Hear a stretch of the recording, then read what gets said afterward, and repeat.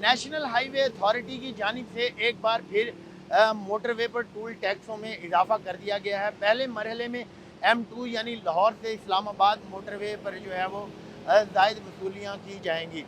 Motorway की जानिब से ये इस साल दूसरी दफ़ा टूल टैक्स में इजाफा किया गया है, जो कि 10% बनता है। मोटरवे हुकाम का ये कहना है कि टूल टैक्सों में इजाफा जो FWO के साथ कंसेशन मुआहदा हुआ था 2014 में, उसके तहत ये इजाफा किया जा रहा है। जो सबसे छोटी गाड़ी है उसका लाहौर से इस्लामाबाद तक जो है वो टूल टैक्स 1330 रुपये हो गया है। ट्रक लोडर या बस का जो है वो टूल टैक्स 7,500 तक जा पहुंचा है।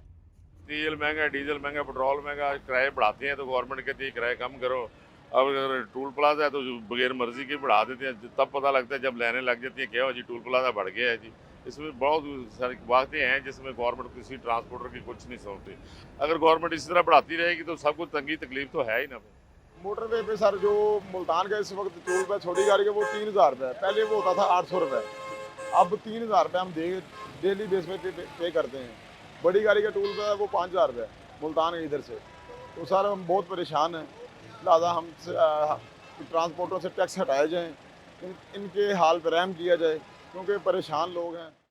महंगाई से हम पिस चुके हैं, लेकिन इसमें थोड़ा सा रिलीफ था, लेकिन ये जो है वक्तन फ़वक्तन बढ़ता जा रहा है, इसको कम किया जाए।